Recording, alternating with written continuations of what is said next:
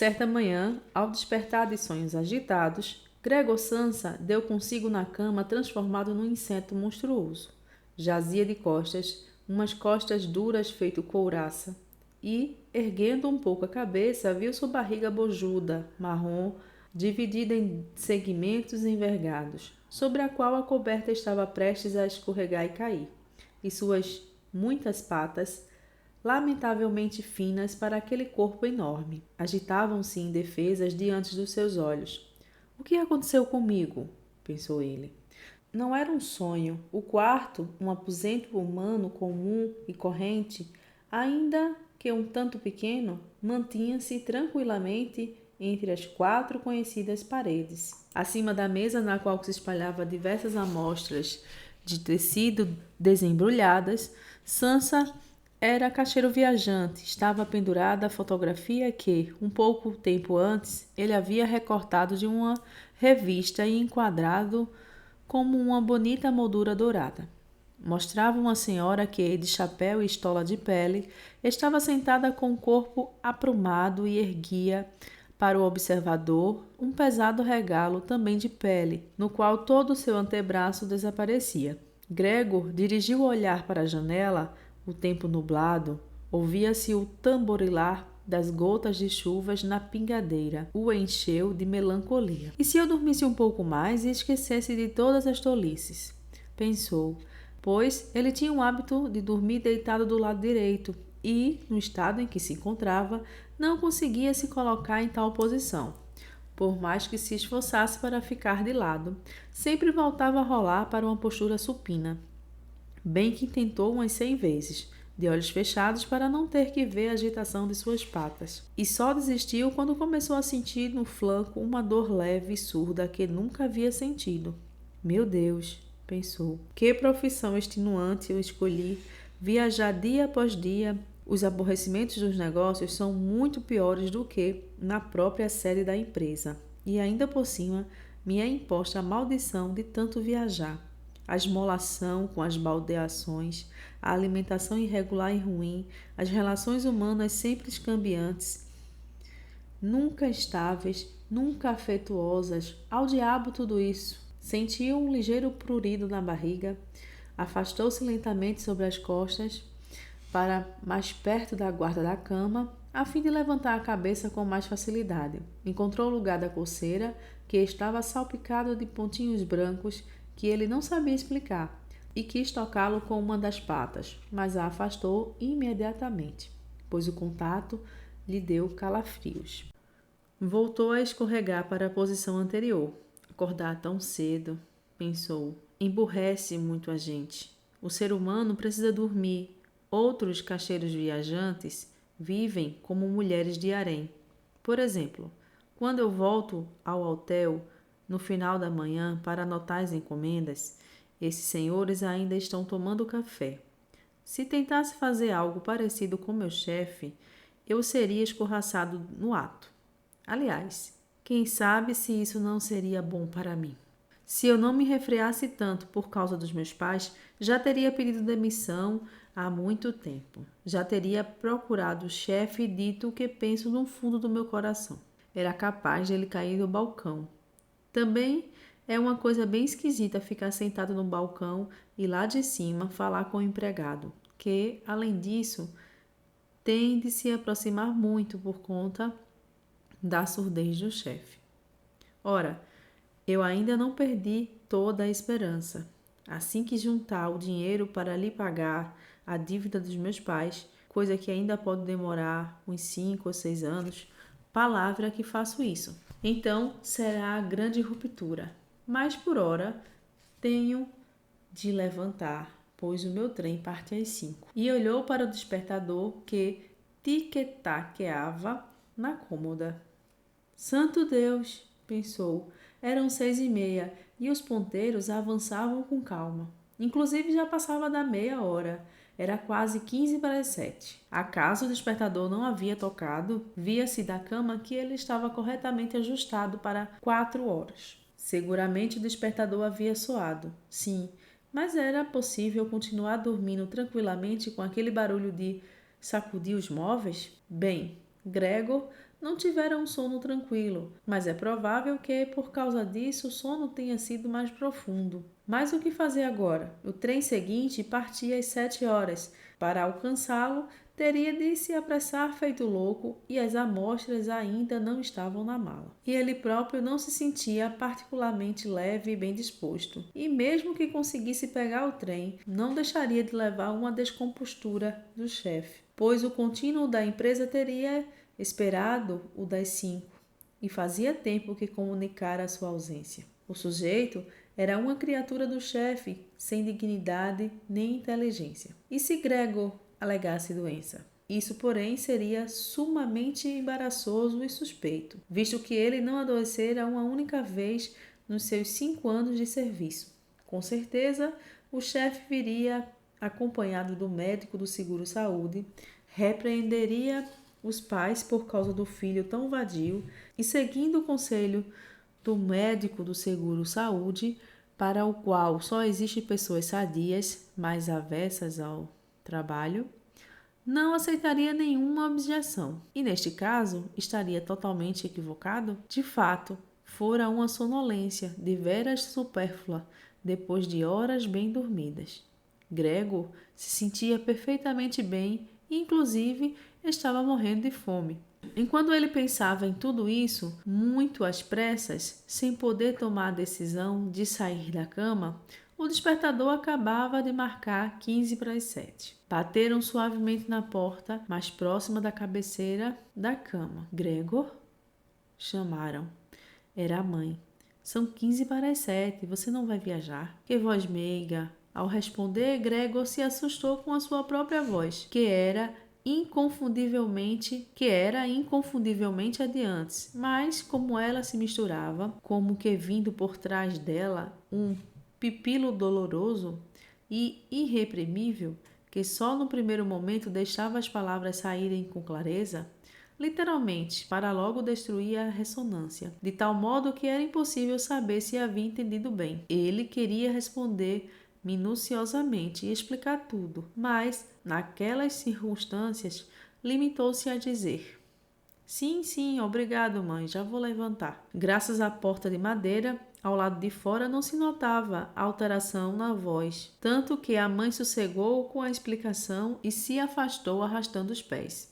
Mas a breve troca de palavras chamou a atenção dos outros membros da família para o fato inesperado de Gregor ainda estar em casa. E o pai não tardou a bater delicadamente numa porta lateral, mas com um punho cerrado.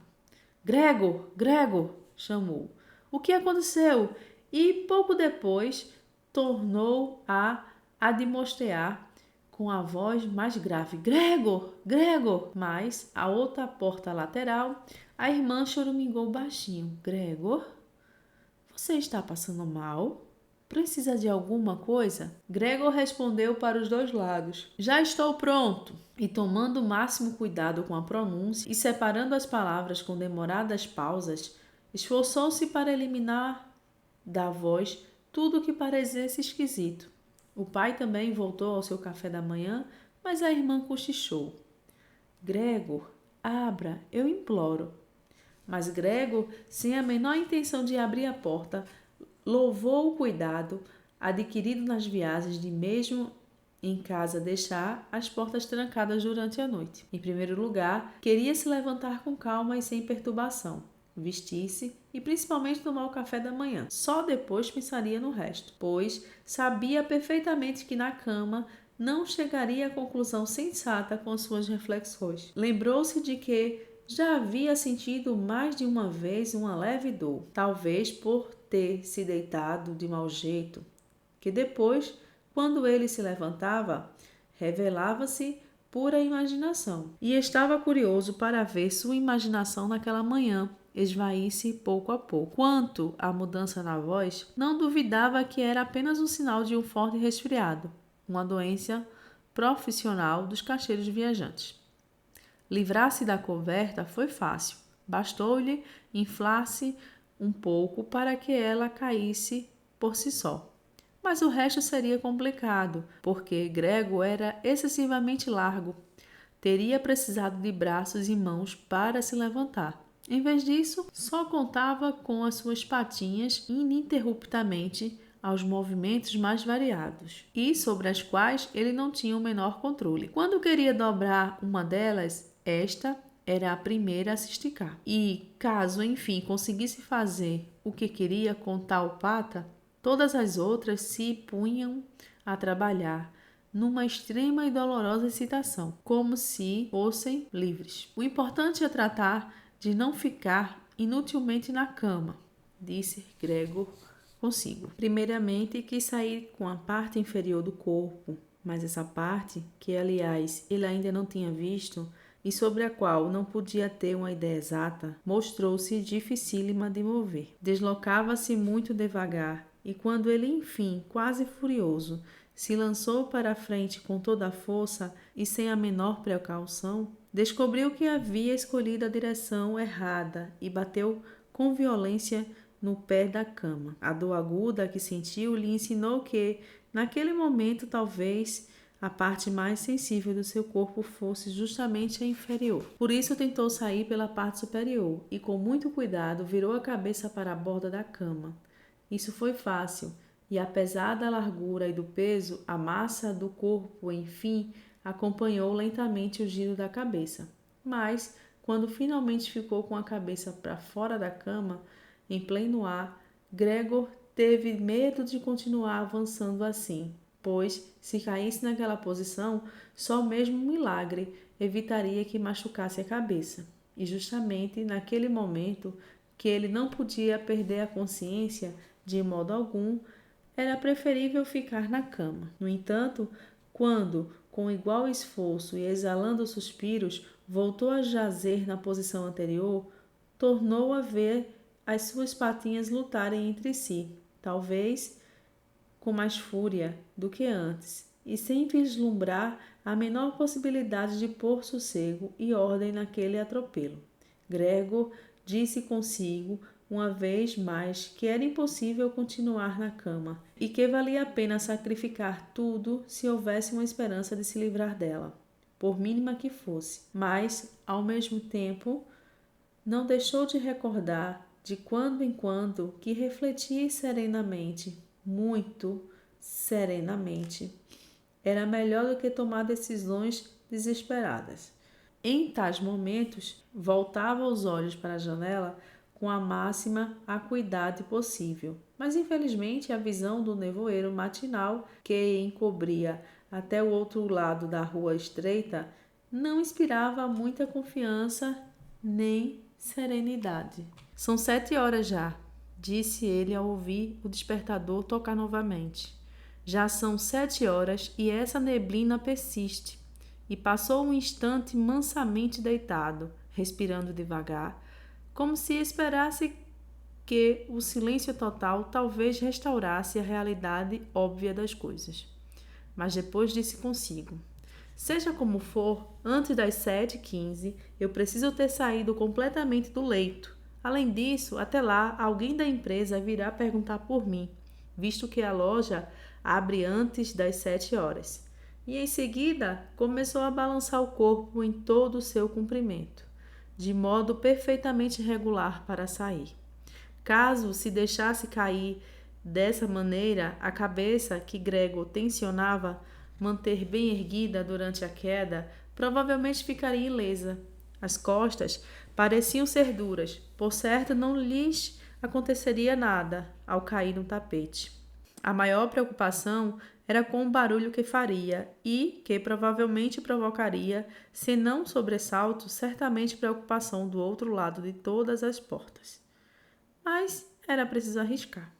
Quando Gregor já estava com a metade do corpo para fora da cama, o novo método era mais uma brincadeira do que um esforço, só precisava balançar-se aos trancos. Ocorreu-lhe que tudo seria muito mais fácil se viessem ajudá-lo. 2 pessoas fortes, pensou no pai e na empregada. Seriam mais do que suficiente. Só teriam que enfiar os braços sob suas costas arqueadas, tirá-lo da cama, inclinar-se com o peso e, em seguida, simplesmente deixar que ele virasse. cuidadosamente com o corpo no chão, no qual as patinhas adquiriram razão de ser. Mas, deixando de lado o fato de todas as portas estarem trancadas, deveria ele realmente pedir socorro? Apesar de sua aflição, não conseguiu reprimir um sorriso ao pensar nisso. Já havia chegado a um ponto em que, com um balanço mais forte, dificilmente manteria o equilíbrio, e muito em breve teria de tomar a decisão final, pois, dentro de 5 minutos, seriam 7h15, e eis que a campainha do apartamento tocou. É gente da empresa, disse Gregor, e quase ficou petrificado enquanto suas patinhas dançavam ainda mais depressa. Por um instante, tudo ficou em silêncio. Eles não vão abrir, murmurou Gregor, mas para si mesmo, possuído de uma esperança absurda. Mas então, com a naturalidade de sempre, a empregada foi pisando firme até a porta e a abriu. Ele só precisou ouvir a primeira palavra de saudação do visitante para saber quem era: o gerente em pessoa. Porque Gregor estava condenado a trabalhar numa empresa em que a menor falta tornava a pessoa imediatamente suspeita dos piores delitos. Acaso todos os empregados eram, sem exceção, uma corja de vigaristas? Será que não havia entre eles um único sujeito fiel e dedicado que, se deixasse de dedicar algumas horas da manhã à empresa, ficaria com tanto remorso que não seria capaz de sair da cama? Não bastava mandar um aprendiz perguntar, caso tanta inquirição fosse necessária? O próprio gerente tinha de vir e com isso mostrar a toda uma família inocente que a investigação daquele assunto suspeito só podia ser confiada à inteligência do gerente. E foi mais uma excitação resultante dessas reflexões do que uma decisão verdadeira que levou Gregor a se jogar com todo o ímpeto para fora da cama. O baque foi forte, mas não chegou a ser um estrondo. O tapete amorteceu um pouco a queda e, além disso, as costas eram mais flexíveis do que ele imaginava. Daí o ruído surdo não tão escandaloso. O diabo é que Gregor não posicionou a cabeça com suficiente cuidado e a abateu. Com raiva da dor, virou-se e esfregou-a no tapete. Alguma coisa caiu lá dentro, disse o gerente na sala contígua da esquerda. Gregor tentou imaginar se algo parecido com o que lhe acontecera naquele dia não podia acontecer também ao gerente. Convinha pelo menos admitir a possibilidade. Mas, como que dando uma resposta crua a essa pergunta, o gerente andou então uns passos firmes na sala, fazendo as botas de verniz rangerem. No cômodo à direita, a irmã cochichou para avisar Gregor. Gregor, o gerente está aqui. Eu sei, disse ele consigo, mas não se atreveu a levantar a voz para que a irmã o ouvisse. Gregor chamou então o pai, da sala da esquerda. O senhor gerente veio perguntar por que você não embarcou no primeiro trem. Nós não sabemos o que dizer. Além disso, ele também quer falar com você pessoalmente. Portanto, faça o favor de abrir a porta. O senhor gerente terá a bondade de desculpar a desordem no quarto. Bom dia, senhor Sansa, interpôs-se o gerente com amabilidade. Ele não está passando bem, disse a mãe ao gerente enquanto o pai continuava falando à porta. Não está nada bem, acredite em mim, senhor gerente. Do contrário, não teria perdido o trem. O garoto não tira a empresa da cabeça. Eu quase chego a me irritar porque ele nunca sai à noite. Agora mesmo, passou 8 dias na cidade, mas ficou em casa todas as noites. Senta-se à mesa conosco e fica em silêncio lendo jornal ou estudando o horário dos trens. Para ele, é uma distração fazer trabalhos de carpintaria. Por exemplo, em 2 ou 3 noites, entalhou uma emoldurazinha e o senhor vai ficar admirado quando vir como é bonita.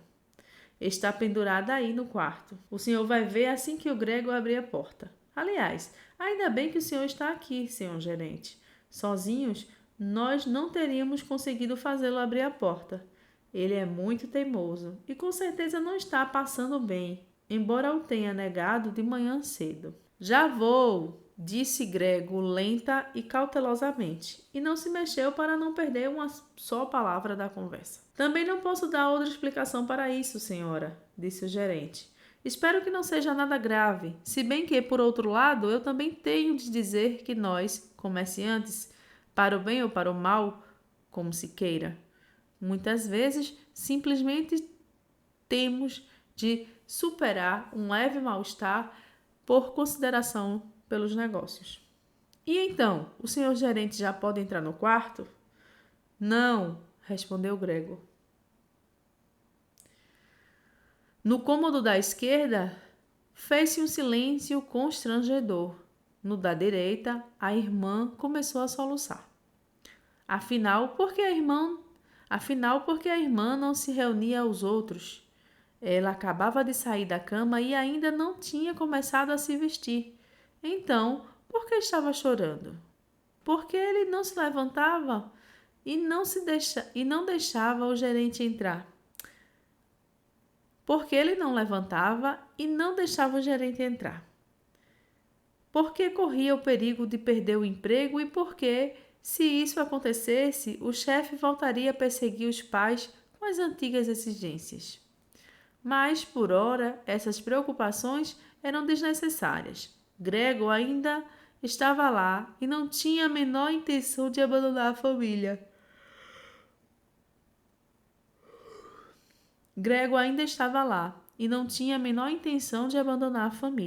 No entanto, achava-se estendido no tapete e ninguém que tivesse conhecimento do seu estado exigiria seriamente que ele deixasse o gerente entrar. Mas, por causa dessa pequena grosseria, para o qual, posteriormente, seria fácil arranjar uma desculpa adequada, Gregor não podia ser dispensado imediatamente. E tinha a impressão de que seria muito mais sensato que o deixasse em paz agora, em vez de importuná-lo com choros e tentativas de persuasão. Mas o que incomodava os outros e desculpava o seu comportamento era justamente a incerteza. Senhor Sansa, chamou o gerente. Chamou o gerente em um tom de voz mais alto.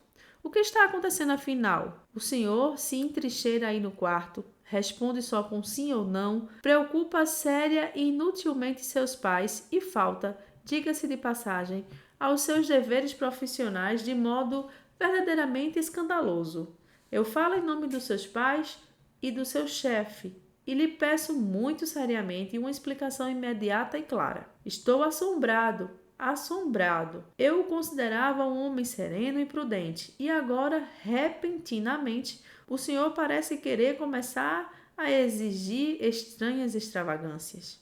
Esta manhã o chefe me insinuou uma possível explicação para sua ausência. Referia-se ao dinheiro que lhe foi confiado recentemente para efetuar pagamentos.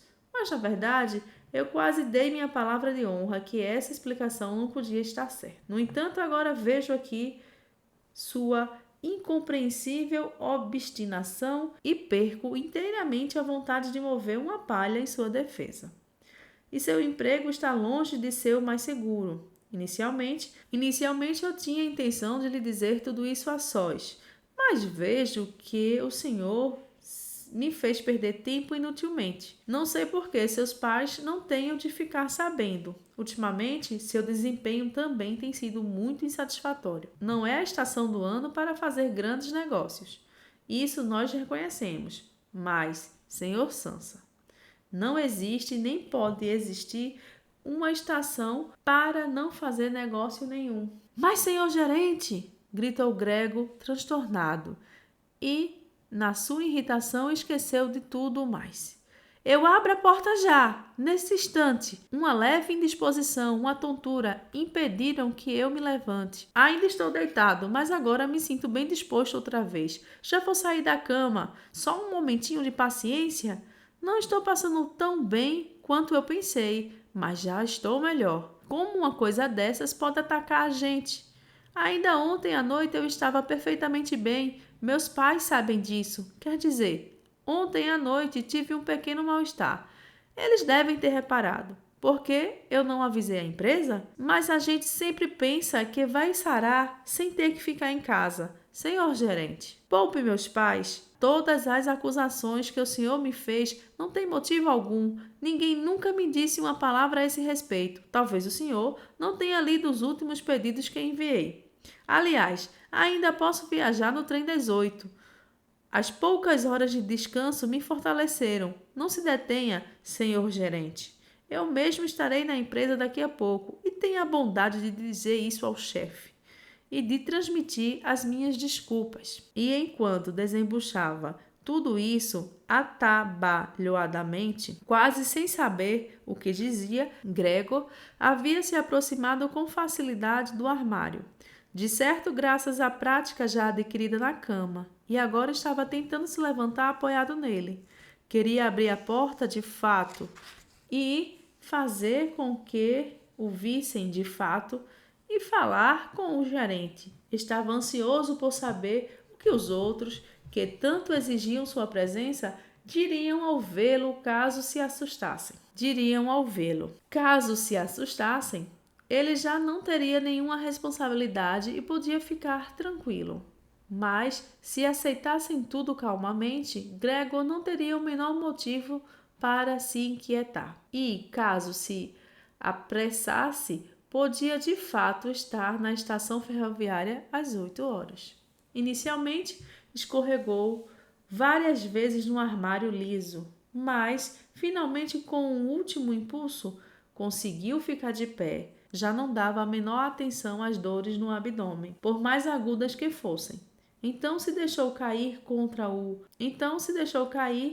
respaldo de uma cadeira, em cujas bordas se segurou com as patinhas. Mas com isso havia adquirido domínio sobre si e emudeceu, pois agora podia escutar o gerente. Vocês entenderam uma palavra que fosse?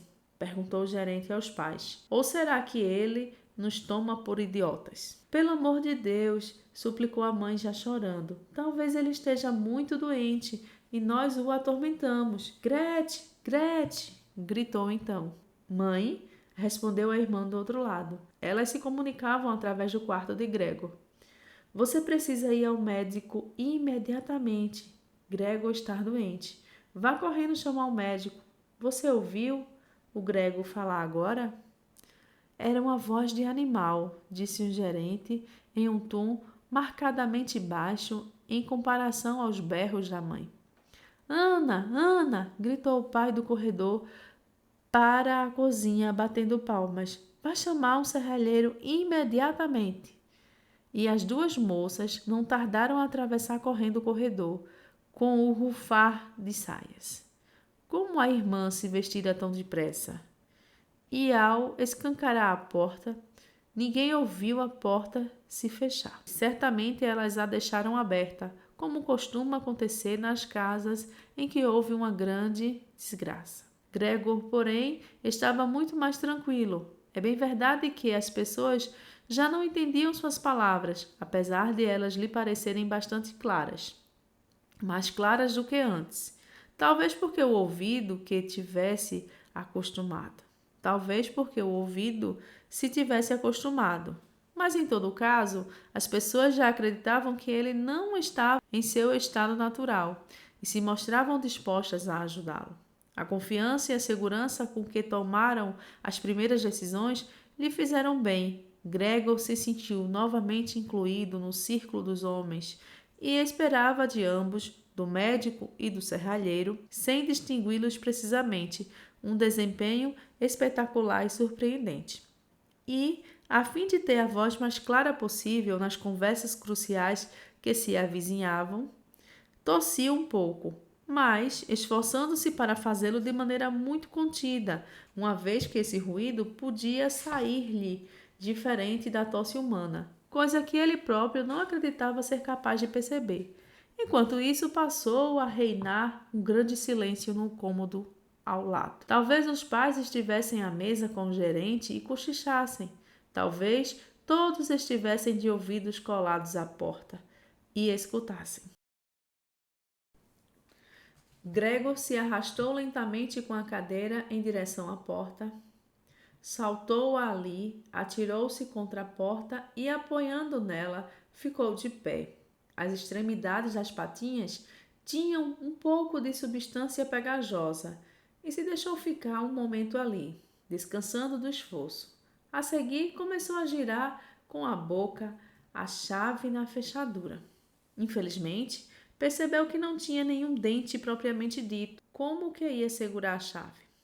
Mas, em compensação, as mandíbulas eram evidentemente fortíssimas. Com sua ajuda, conseguiu de fato pôr a chave em movimento e não notou que, obviamente, estava se machucando, pois um líquido pardo lhe saiu da boca, escorreu pela chave e pingou no chão. Escutem, disse o gerente na sala contígua. Ele está girando a chave. Para Gregor, isso foi um grande estímulo, mas era preciso que todos o incentivassem, inclusive o pai e a mãe. Força, Gregor! Deviam gritar. Vá em frente, firme com essa fechadura. E imaginando que todos acompanhavam seu esforço com grande interesse, ele mordeu intensamente a chave com toda a força com a qual era capaz. À medida que o giro da chave avançava, Gregor dançava em torno da fechadura.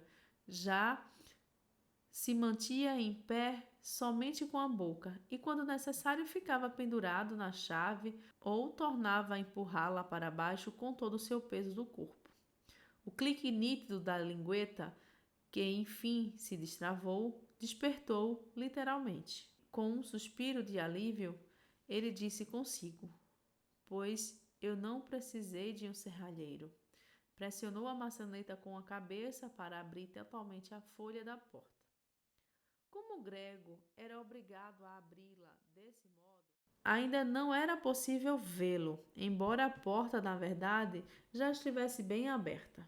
Primeiro ele teria que contornar lentamente a folha, e isso com muito cuidado para não cair de costas desastradamente bem na entrada do quarto. Ainda estava às voltas com essa difícil manobra e não tinha tempo para prestar atenção em outra coisa quando ouviu o gerente soltar um altíssimo "oh", que soou como quando um vento silva. E então também o viu, pois era o que estava mais perto da porta. Viu tapar a boca aberta com a mão e recuar vagarosamente, como que empurrado por uma força invisível, constante e uniforme. A mãe, que apesar da presença do gerente, estava com o cabelo todo espetado e despenteado pela noite, abriu o olho para o pai, juntando as mãos, e depois deu 2 passos em direção a Gregor e caiu no chão em meio à sala, que ficou esparramada ao seu redor, com o rosto afundado no peito. O pai cerrou o punho com um ar de poucos amigos, como se quisesse empurrar Gregor de volta para o quarto. Olhou inseguro ao seu redor, tapou os olhos com as mãos e chorou, de tal modo que seu peito robusto se sacudiu em espasmos. Ora, Gregor não entrou na sala, preferiu se apoiar na folha que estava travada, de modo que só se enxergava a metade do seu corpo e, sobre ele, a cabeça inclinada para o lado, com a qual espiava os outros. A essa altura, o dia já havia clareado muito. Via-se nitidamente um recorte do enorme prédio negro cinzento em frente. Era um hospital com suas janelas regulares que perfuravam duramente a fachada. A chuva continuava caindo, mas era só em gotas grossas visíveis, uma a uma, e que também se precipitavam na terra literalmente uma a uma.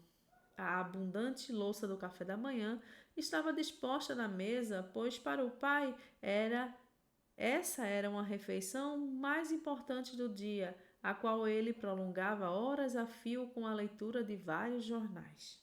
Na parede em frente havia uma fotografia de Gregor no tempo do serviço militar, no qual ele aparecia com uma farda de tenente, a mão na espada, um sorriso despreocupado, a exigir respeito pela sua postura e pela farda.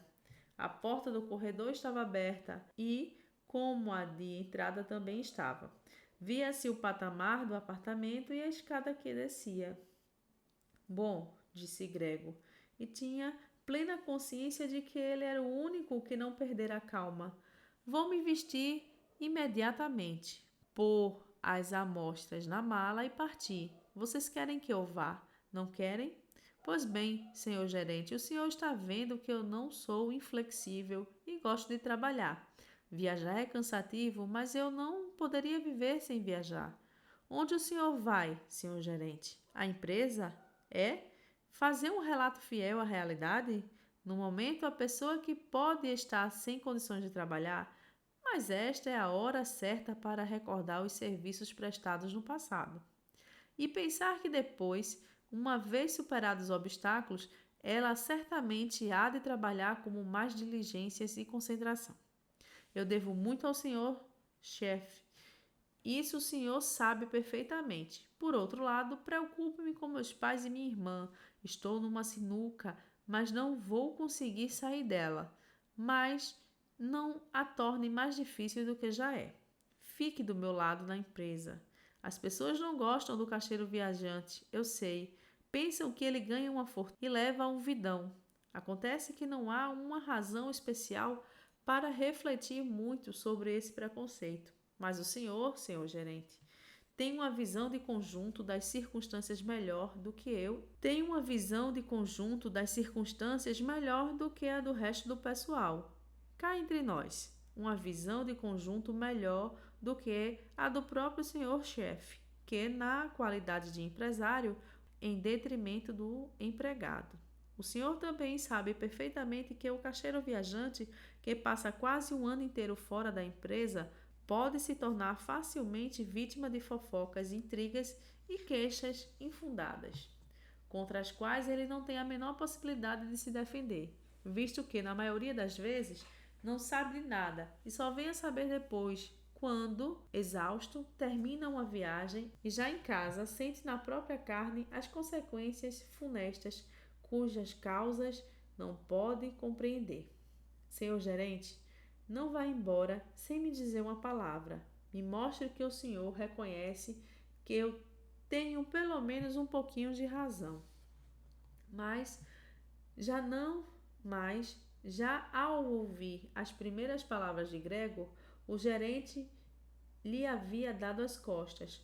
Só se dignava a olhar para ele por cima dos ombros, que encolhia compulsivamente e projetando os beiços no bico.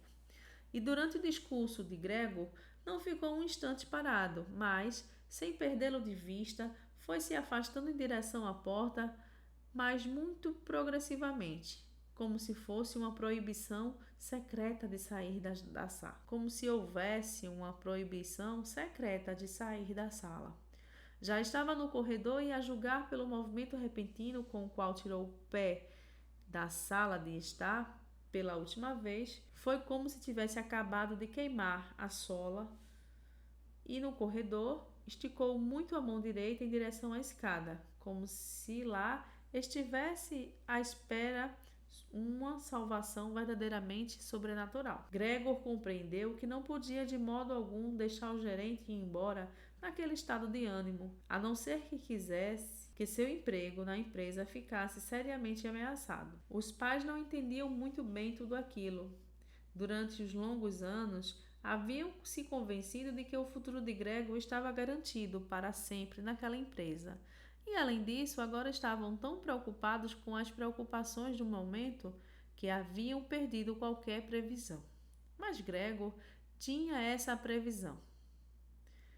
Era preciso reter, tranquilizar, convencer e, enfim, conquistar o gerente. O seu futuro e o da sua família dependiam disso. Se pelo menos a sua irmã estivesse lá, ela era esperta. Já havia chorado quando Gregor ainda estava tranquilamente deitado de costas. E, naturalmente, o gerente, aquele mulherengo, teria se deixado levar por ela. A irmã fecharia a porta do apartamento e, ainda no corredor, o dissuadiria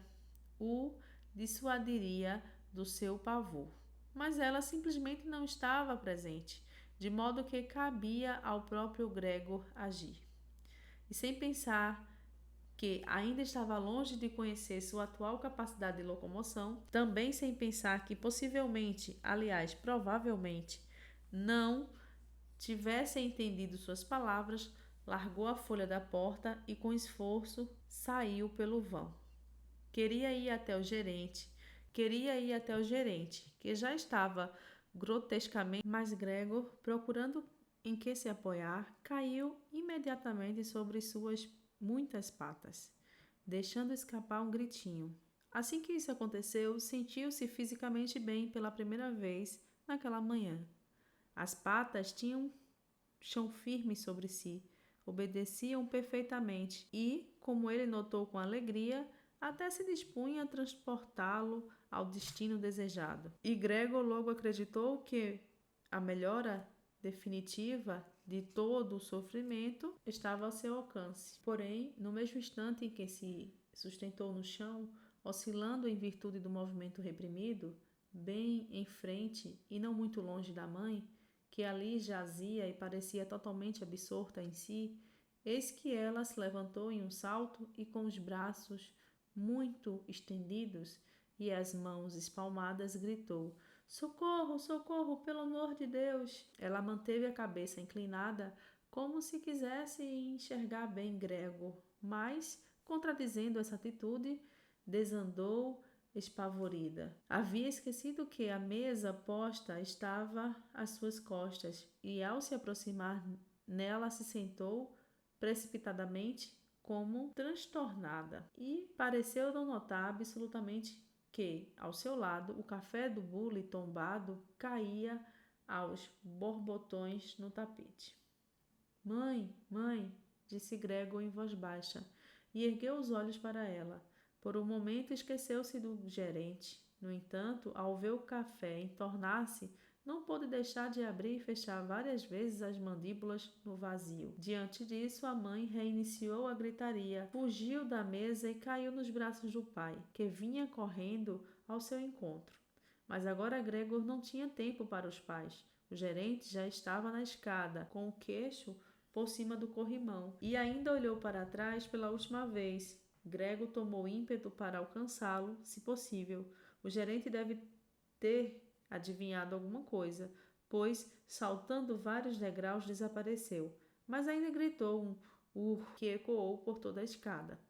Infelizmente, essa fuga do gerente pareceu desconcertar completamente o pai, que até então se havia mantido relativamente calmo, pois, em vez de perseguir ele mesmo o gerente, ou pelo menos não estorvar a perseguição de Gregor, agarrou com a mão direita a bengala que o gerente havia deixado numa poltrona junto com o chapéu e o casaco, e com a esquerda pegou um pesado jornal na mesa e, batendo os pés e brandindo a bengala e o jornal, tratou de obrigar Gregor a voltar para o quarto. De nada serviram as súplicas deste, que aliás ninguém entendeu, e cada vez que ele inclinava humildemente a cabeça, o pai batia os pés com mais força ainda. Do outro lado da sala, a mãe havia escancarado uma janela, apesar do tempo frio, e, debruçando-se perigosamente, cobriu o rosto com as mãos. Entre a rua e a escada formou-se uma forte corrente de ar. As cortinas voavam, os jornais se agitavam e em cima da mesa. As folhas soltas esvoaçaram no chão. O pai o acossava implacavelmente, assobiando feito um louco. Mas Gregor não tinha prática em andar para trás. Tudo ia muito devagar. Se pudesse simplesmente dar meia volta, não tardaria a estar no quarto. Mas temia irritar o pai com a demorada manobra, e cada instante a bengala por ele empunhada ameaçava desferir o golpe mortal nas costas ou na cabeça. Infelizmente, porém, não lhe restou outra saída, pois percebeu com horror que, andando de costas, não conseguia nem mesmo manter a direção. Endereçando ao pai incessantes e apreensivos olhares de esguelha, começou a fazer o giro com a máxima rapidez possível, mas na verdade muito devagar. O pai, tendo, quiçá, percebido sua boa vontade, em vez de perturbá-lo na operação, passou até a dirigir uma vez ou outra e à distância. O movimento giratório com a ponta da bengala. Se ao menos não houvesse os assobios insuportáveis do pai, com eles, Grego perdia totalmente a cabeça. Quase já não tinha dado a volta completa, sempre ouvindo aquele assobio, se esquivou e reverteu um pouco o giro. Mas quando enfim, e feliz da vida, ficou com a cabeça diante do vão da porta, percebeu que seu corpo era muito largo para passar. Naturalmente, o pai, no estado em que se achava, não cogitou nem de longe abrir a outra folha para que Gregor tivesse espaço suficiente. Sua ideia fixa era vê-lo trancado no quarto o quanto antes. Nunca iria permitir os laboriosos preparativos de que Gregor precisava para se levantar e assim talvez conseguir passar. Pelo contrário, ainda com mais barulho, passou a coagi-lo a seguir adiante como se não houvesse nenhum obstáculo. Era como se atrás de Gregor já não soasse a voz de um só pai. Aquilo agora não tinha mais a menor graça. E ele, acontecesse o que acontecesse, forçou a passagem pela porta. Em um lado do seu corpo se ergueu e ficou atravessado no vão em posição oblíqua. Um dos flancos ficou todo arranhado e a deixar feias manchas na porta branca. E Gregor não tardou a se entalar. Incapaz de se mover sozinho, as trêmulas patinhas de um lado suspensas no ar, as do outro dolorosamente prensadas no chão. Foi nesse momento que o pai lhe deu um vigoroso empurrão, deveras libertador, e Gregor, sangrando muito, voou para dentro do quarto. A porta ainda foi fechada com a bengala e então se fez silêncio. Enfim.